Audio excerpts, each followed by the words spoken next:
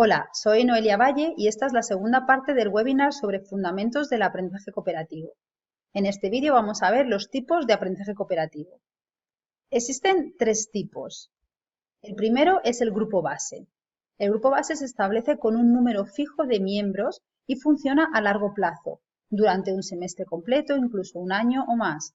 El principal objetivo es posibilitar que sus integrantes se brinden apoyo, ayuda, aliento, respaldo unos a otros, tanto lo relacionado con el buen rendimiento escolar como con un buen desarrollo cognitivo, social y sano.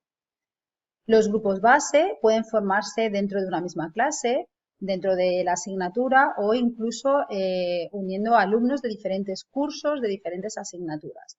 Como digo, es un grupo cuyo objetivo principal no es solo conseguir realizar una tarea académica concreta, sino que va más allá. Es un grupo más de ayuda para el estudio o para conseguir otros objetivos. Voy a compartiros una serie de herramientas que utilizo yo para trabajar con el grupo base. Esto sería el informe de una reunión de grupo base. Las reuniones deben realizarse pues de una manera periódica, cada semana, cada 15 días, un poco en función de la duración de este grupo base. Si realizamos reuniones, en mi caso, las hacíamos cada 15 días y bueno, los miembros del equipo deben rellenar este informe para tener un poco ese diario de reflexiones del funcionamiento de su grupo, ¿no? Esa monitorización de la que hablábamos en el primer vídeo sobre los elementos del aprendizaje cooperativo. En este caso, pues veis que rellenan cosas como cómo ha ido la semana, tanto lo personal como lo académico, que rellenen el gráfico de calidad, que enseguida os enseño lo que es, anotar sobre todo puntos de mejora tanto personal como grupal y es importante marcarse un reto para la próxima semana o la próxima reunión, de manera que en esa reunión tengan algo que evaluar, que puedan determinar si han conseguido ese reto. Siempre estas reuniones deben acabar con una celebración. Aquí os pongo un ejemplo. Este día, pues la celebración era que tenían que subir al grupo de Telegram una foto del grupo con el emoticono que definiese cómo había ido la reunión. Pero bueno, se os pueden ocurrir diferentes formas de celebrar la reunión del grupo base. El gráfico de calidad del grupo base es algo que les va a ayudar a ver su progresión, su forma de trabajar en grupo a lo largo del tiempo que dure. Esto comenzaría con un informe, bueno, el informe del progreso del equipo tiene varias partes. En esta tabla irían rellenando simplemente cada semana los roles, en el caso de que utilice roles, los roles que tiene cada compañero. Esto es un ejemplo de grupos de 3 alumnos y aquí se define cada día en el que se han reunido. Entonces pondríamos el nombre de los 3 alumnos y diríamos con una X quién va a ser el reportero esa semana, quién va a ser el animador, quién va a ser el revisor. Los roles y el número de alumnos, como sabéis, es algo que tiene que decidir el profesor previamente. Una vez que deciden cuál es el rol de la semana, lo siguiente que van a hacer es evaluar cómo se han cumplido los objetivos que se habían marcado en la reunión previa o las tareas que haya definido el profesor. En este caso, los propósitos, los objetivos que tenían que evaluar eran, bueno, ver si habían acudido puntualmente a las reuniones de equipo, si se habían leído el capítulo 3, es porque era una tarea académica que se les había asignado, si han escrito algo sobre lo que han aprendido, si han conocido a gente nueva, si le han contado a alguien lo que han aprendido y si se han divertido. Estos objetivos tienen que ser definidos o por el equipo o por el profesor previamente para que luego ellos puedan evaluar su nivel de desempeño. Y lo van a evaluar según estos criterios, van a dar 0 puntos si no lo han hecho para nada, 1 punto si sí que lo han hecho y 2 puntos si han ido más allá del deber. Pues, por ejemplo, acudir puntualmente a clase o a la reunión de equipo. Si han llegado antes de la hora, les daríamos 2 puntos. Si han llegado en hora, 1 punto. Entonces, aquí pondrían el nombre de cada miembro del equipo y se irían puntuando. Con esa puntuación se sacaría la media en cada uno de los ítems y la media de los participantes. Y con esa media rellenarían este gráfico. Aquí pondríamos la reunión 1, si la suma de las medias, vuelvo un momento atrás, aquí sacarían la media y esto sería la suma de todas estas medias. Y eso nos va a dar un número. El máximo que pueden conseguir es 14, que sería si todos se diesen un 2 en todos los criterios. Hay que ayudarles a realizar este gráfico por primera vez para que sean completamente objetivos y no vayan a la máxima puntuación, sino a la realidad para que así vean su progresión. De manera que cada columna sería rellenada cada día en la que se reúne este grupo base y lo ideal sería ver cómo esto va aumentando, cómo aumentan las responsabilidades del equipo. Esto es una idea, no es por supuesto nada obligatorio, pero bueno, es una herramienta útil para ayudar a los estudiantes a monitorizar su propio nivel de desempeño de trabajo en equipo. El segundo tipo de aprendizaje cooperativo es el más habitual, al que estaréis más acostumbrados, es el aprendizaje cooperativo formal.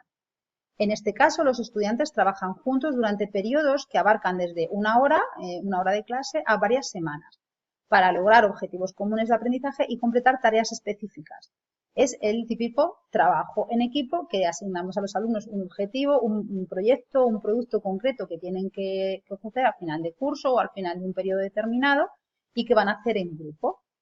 Los grupos de aprendizaje cooperativo formal están estructurados en base a decisiones previas a la enseñanza, especificar la tarea y la estructura cooperativa, monitorizar los grupos mientras trabajan e intervenir para brindar apoyo y evaluar la aprendizaje de los alumnos y ayudarles a determinar el nivel de eficacia con el que funcionó. Estas son un poco las tareas que hablábamos en el primer vídeo, las decisiones que tiene que tomar el profesor para estructurar bien el aprendizaje cooperativo formal. Ya vimos que si cumplimos los elementos de interdependencia positiva, responsabilidad individual, fomentar la interacción cara a cara estimulante, darles herramientas para desarrollar habilidades sociales y además monitorizar todo este trabajo de equipo, estaremos cumpliendo con un aprendizaje cooperativo y no solo con un grupo de trabajo. Esto es un planificador que quería compartir con vosotros, es un planificador de aprendizaje cooperativo formal, es una idea, está aportado por los hermanos Johnson también, expertos en esta disciplina. Y esto es muy útil para el profesor para estructurar bien una tarea de aprendizaje cooperativo formal, es muy recomendable. Pondríamos el título de la tarea, la asignatura, el curso en el que lo estamos haciendo, los tiempos que vamos a dedicar a esa tarea. Se haría un resumen de la lección, tenemos que definir muy bien, acordar los objetivos de aprendizaje. Pondríamos también los de habilidades sociales, que no están en este planificador, pero deberían estar. Buscaré uno más completo en el que sí que estén. Y los materiales necesarios. Tenemos que definir, recordar el tamaño del grupo, cómo vamos a realizar ese grupo, si vamos a establecer roles, cómo vamos a colocar el aula, qué materiales vamos a ofrecer a nuestros alumnos. Todas estas decisiones, pues dejándolas por escrito es como mucho más fácil de que no olvidemos ninguna de ellas. Haremos una descripción de la tarea y de los criterios para el éxito, ¿vale? Igualmente también vamos a detallar las conductas que esperamos conseguir. Podemos también definir qué vamos a hacer para asegurar la interdependencia positiva y la responsabilidad individual, que son como los dos pilares fundamentales de este aprendizaje cooperativo y que si no tenemos en cuenta puede ser que se nos escape y no estemos haciendo un cooperativo, sino simplemente un trabajo individual en grupo. Vamos a supervisar e intervenir y vamos a diseñar también cómo vamos a cerrar la lección, cómo vamos a estimularles para que procesen su funcionamiento y para que lo celebren. Bueno, aquí con algunas anotaciones que son, en realidad son todo cosas que ya hemos comentado en el vídeo anterior. Y el tercer tipo de aprendizaje cooperativo informal, y en este sí que me quiero detener porque probablemente sea el más novedoso y en realidad es el más sencillo de ejecutar y el más útil para la universidad desde mi punto de vista, es el aprendizaje cooperativo informal. En este caso, los estudiantes trabajan juntos en grupos ocasionales creados para tareas puntuales desde unos pocos minutos hasta una hora de clase, y es para alcanzar objetivos comunes de aprendizaje. Los grupos de aprendizaje cooperativo informal son utilizados para centrar la atención de los alumnos en el contenido, crear un clima de expectación sobre esos contenidos, para asegurarse que los alumnos procesan cognitivamente el material que se les está enseñando y para dar cierre a las clases. Es decir, estos grupos de trabajo que duran muy poco tiempo están enfocados en el aprendizaje de unos contenidos y son ideales para trabajar durante la clase magistral. La clase magistral, que algunos, bueno, piensan que las personas o profesores que hacen innovación están en contra de la clase magistral o cosas así, no es para nada algo malo o algo dañino o que tengamos que descartar completamente. Quizás es simplemente repensar esta clase magistral y darle una vuelta para conseguir que los alumnos interactúen más en esa clase y para superar el problema principal de las clases presenciales, que desde mi punto de vista es que la información pase de las notas del profesor a las notas del estudiante sin pasar por la mente de ninguno de ellos. Si en esta clase nos limitamos a transmitir, a informar ciertos conocimientos, pues bueno, es verdad que tú puedes ser muy buen orador y que los alumnos pueden estar muy motivados por la materia y van a captar los conocimientos y ya está, pero digamos que hay maneras de facilitar estos conocimientos implicando más al alumno y convirtiéndole más en protagonista de este proceso, para que el protagonista no sea solamente el orador, el sabio en este caso, que es el profesor. El reto, por tanto, es conseguir que los estudiantes realicen el trabajo intelectual de organizar, explicar, resumir, integrar el material nuevo que se les está aportando en redes conceptuales existentes que ya tenían, ¿no? Que integren todo este nuevo contenido que les estamos transmitiendo en conocimientos previos que ya tenían, que sean capaces de relacionar unos contenidos con otros. O sea, todo lo que esperamos que suceda cuando transmitimos conocimientos en la clase presencial, si usamos el aprendizaje cooperativo informal, es algo más sencillo o nos podemos asegurar mejor el éxito del proceso. La solución, por tanto, es pedir a los estudiantes que organicen de antemano, que procesen lo que están aprendiendo durante la clase y que proporcionen una conclusión a la lección. O sea, no es otra cosa que estructurar una clase magistral en, digamos, tres partes, tres secciones principales. Este esquema también de los hermanos Johnson nos detalla cómo podríamos organizar una clase expositiva. Y esto vale tanto para la clase presencial del aula como para una clase en remoto. Primero deberíamos empezar las clases con un diálogo enfocado, ¿no? Organizado anticipadamente. Se puede realizar antes de la clase, pedirles que lean una noticia, que vean un vídeo, algo así, y iniciar la clase con la reflexión sobre esto que han visto, o podemos hacerlo al iniciar la clase. Una vez que se ha hecho esta introducción, que además es muy bueno como detonante para despertar el interés del alumno, vamos a comenzar con las clases expositivas, pero cada 10 o 15 minutos es recomendable parar esa clase expositiva y darle un protagonismo al alumno pidiéndole que procese esa información con diferentes estrategias que os voy a dar ahora. Entonces, la cosa sería fraccionar, como veis, esta lección expositiva en 3 o 4 partes e intercalarlas con un proceso activo por parte de los alumnos, que puede ser por los alumnos que estén sentados juntos en parejas o puede ser de forma individual, incluso utilizando dispositivos móviles y contestando a preguntas que el profesor va intercalando en su presentación, preguntas o actividades con algunas de las herramientas que tenéis también en estos webinars. Y es igualmente importante terminar la clase con otro diálogo enfocado, con una conclusión final. Muchas veces terminamos las clases con prisas y decimos mañana seguimos. Es mejor dejar de dar un contenido, dejar de exponer algo, pero dejar un tiempo para hacer esa conclusión final que reconduzca o que integre toda la explicación. Por lo tanto, para el profesor eso tiene la ventaja de que debe describir con claridad y precisión la tarea y dar las instrucciones de cómo va a ser el proceso, y va a requerir a los grupos la producción de un resultado específico. En cada una de estas paradas se le va a pedir al alumno que haga algo. Por parte del alumno, pues en este mecanismo los alumnos se involucran activamente en comprender lo que están aprendiendo, porque además estableceremos estrategias para asegurar, como siempre, esa responsabilidad individual. Y también se favorece que los alumnos escuchen escuchar a los alumnos va a servir al docente para ver en qué medida comprenden los conceptos. Si nos dedicamos a dar nuestra clase expositiva sin escuchar al alumno, es muy difícil que sepamos cuál es su nivel de comprensión o de adquisición de conocimientos. Entonces, estas paradas intermitentes nos van a permitir escuchar a los alumnos y tener realmente una idea más clara de cómo está funcionando la clase.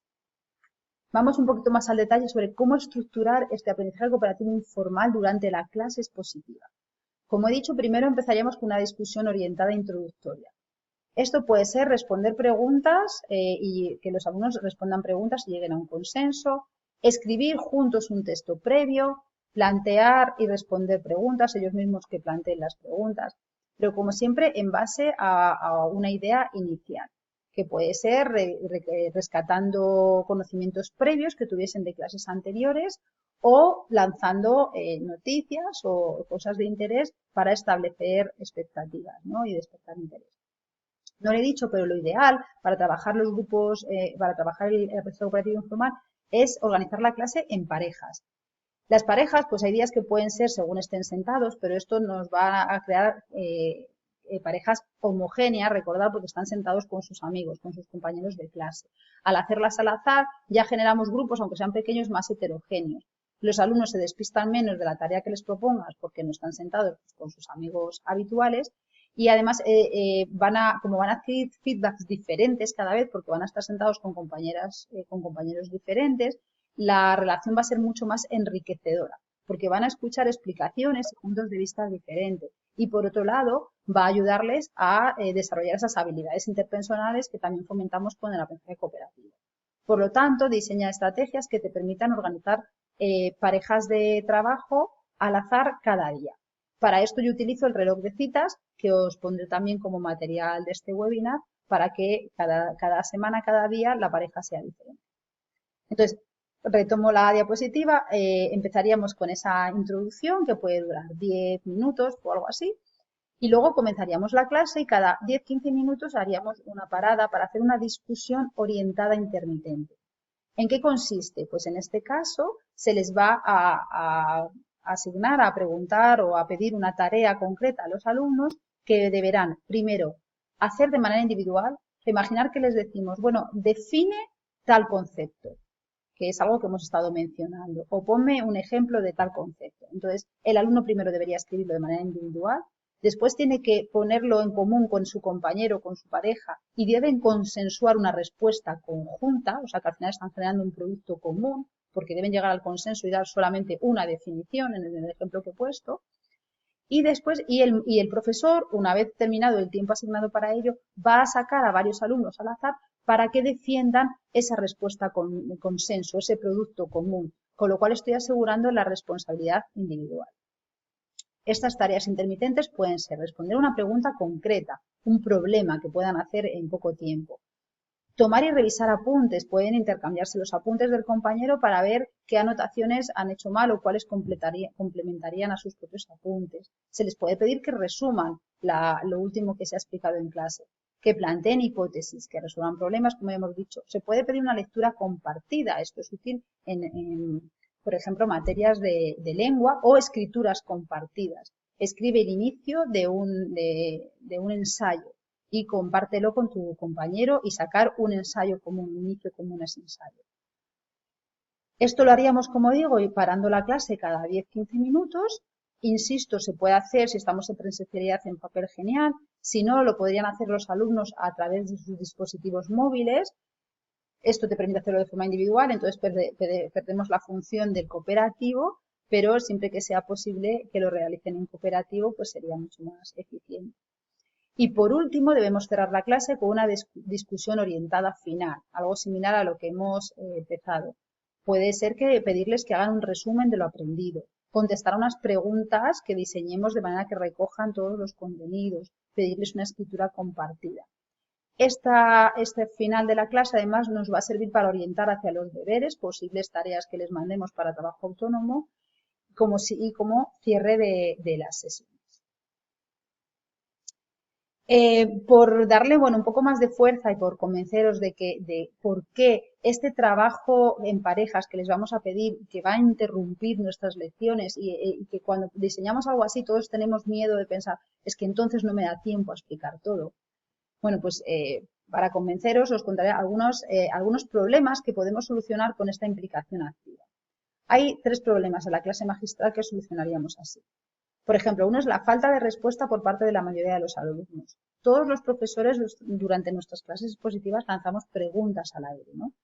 Pero a menos que las hagamos de una manera dirigida, y eso puede ser un problema porque siempre hay alumnos más tímidos, hay alumnos a los que estamos ahí poniendo en un aprieto. Cuando las lanzamos al aire, son pocos los alumnos que contestan, ¿no? Cuando los profesores intentan solicitar la participación de los alumnos, solamente responden a través de preguntas toda la clase, estos responden solamente en un 50% de las veces. Esto es un paper muy antiguo, es de 1980, me vais a disculpar por no traer nada más nuevo, pero es cierto que estos porcentajes no creo que hayan variado mucho. Lo mismo en esta que os voy a comentar, el dominio por parte de unos pocos alumnos. Esto es otro problema de la clase magistral.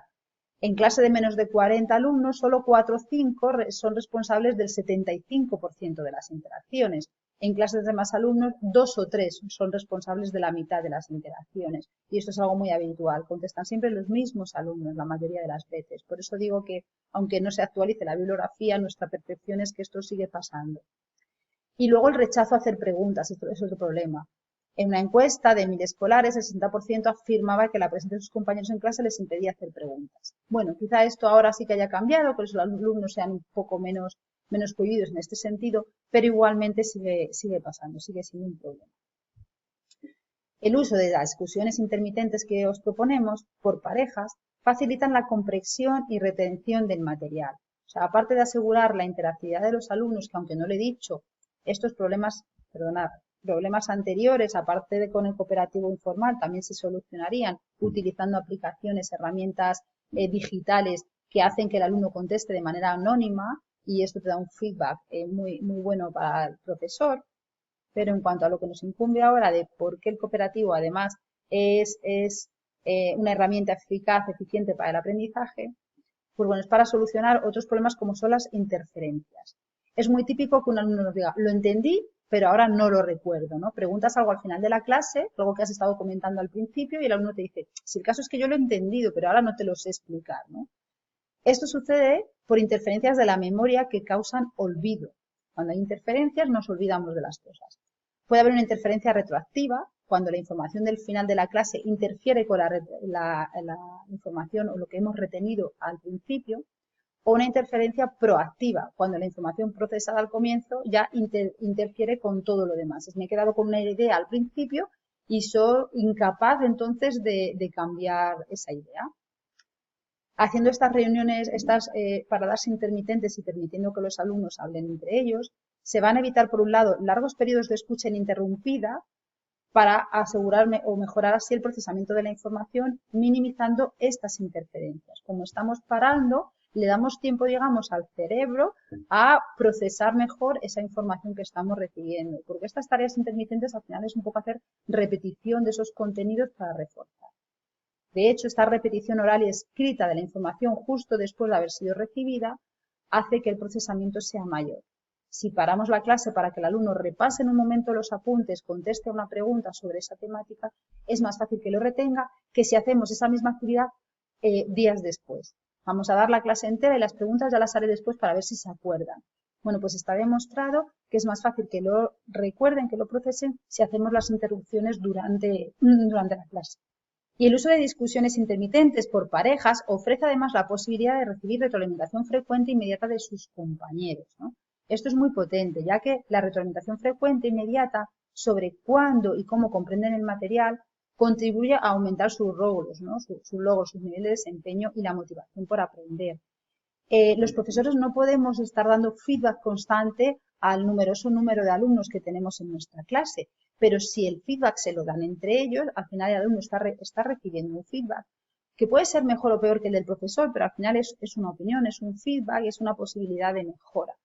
Y esto nos lo permite desde luego el cooperativo y no el feedback. Y esto es un planificador de aprendizaje cooperativo informal que también tendréis disponible para rellenar con cada una de las etapas que hemos estado comentando.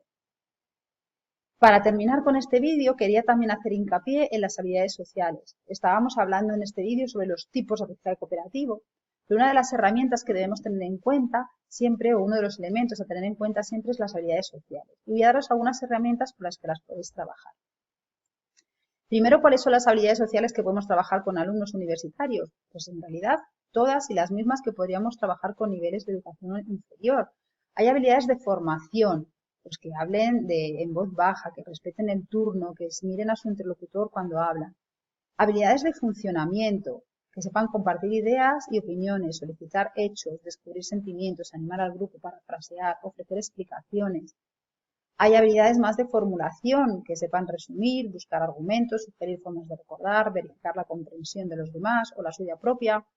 Y habilidades más de incentivación, que sepan evaluar, generar respuestas, preguntar, pedir justificación, criticar las ideas, no las personas. Cualquiera de estas habilidades sociales, pues hay que evaluar si tenemos la necesidad de trabajarla y trabajarla. Entonces, para enseñar habilidades sociales, como digo, el primer paso será establecer la necesidad para que esos alumnos adquieran la habilidad. Esto deberíamos elegirlo con los alumnos, que ellos mismos elijan cuál es la habilidad social que necesitan, en la que necesitan trabajar para mejorar. Podemos representar su ausencia, ¿no? Podemos hacer un pequeño vídeo o poner un ejemplo de qué pasa cuando no manejamos para nada esta habilidad social, cuando no respetamos el turno de palabra, ¿no? Vamos a hacer un ejemplo para que veamos cuál es la necesidad. Definiríamos la habilidad, vamos a generar un gráfico T, que ahora vemos cómo se hace, Y luego vamos a ponerlo en práctica y vamos a hacer la supervisión de esta habilidad social. Esto lo puede hacer el profesor, pero es mucho más útil y viable si un alumno de cada grupo de trabajo, de cada grupo de cooperativo, adquiere el rol semanal de chequear que se está cumpliendo esa habilidad social. Haríamos una reflexión, un procesamiento de cómo está yendo, cómo la estamos trabajando. Además, es recomendable que esta habilidad social, si está inherente en ese aprendizaje, que no se limite a una sola asignatura o a los momentos en los que el grupo está trabajando, sino que se mantenga en el resto, ¿no? Y aquí la coordinación de profesores es esencial para decir, oye, estamos ahora trabajando esta habilidad, vamos a ver cómo funcionan las demás clases. Y bueno, repetiríamos los pasos de esta estrategia hasta que hasta que realmente se haya conseguido adquirir esa habilidad. Y por último, enseñaros cómo es un gráfico T, es una cosa muy sencilla. Deberíamos definir la habilidad que queremos trabajar con nuestros alumnos y pedirles que completen este gráfico T, en el que van a poner cómo detectar visualmente si se parece a tal cosa, ¿no? Y entonces pues pondríamos un tic en nuestro listado de si está cumpliendo y que deberíamos escuchar para ver si se está cumpliendo. Os pongo un ejemplo para que lo entendáis. Si la habilidad a trabajar es verificar la comprensión, debemos verificar la comprensión propia de los compañeros. ¿Qué tenemos que ver para comprobar que esto está pasando, que estamos trabajando esa habilidad? Pues tenemos que detectar que hay contacto visual entre los miembros del equipo, que están inclinando la cabeza, confirmando, ¿no? Que tienen una expresión de interés y que no están así tirados en la silla como pasando de todo. El gesto, la postura, ¿no? Esto nos va a dar indicación de si se está cumpliendo. Y luego, ¿qué debemos escuchar en clase si estamos trabajando esta habilidad social? Pues frases como, explícamelo, por favor. ¿Me lo puedes mostrar? Dinos cómo hacerlo. ¿Cómo has llegado a esa conclusión? Dime un ejemplo, por favor. ¿Cómo se lo explicarías al profesor? Y así todas las que se os ocurran. Bueno, parece muy sencillo, pero el diseño del gráfico T ya te ayuda a saber lo que es la habilidad social y utilizarlo como lista de cotejo para después verificar que se está cumpliendo la habilidad, pues nos va a ayudar mucho en este proceso de adquisición. En el siguiente vídeo, para terminar este webinar, veremos algunas estrategias para evaluar el aprendizaje cooperativo.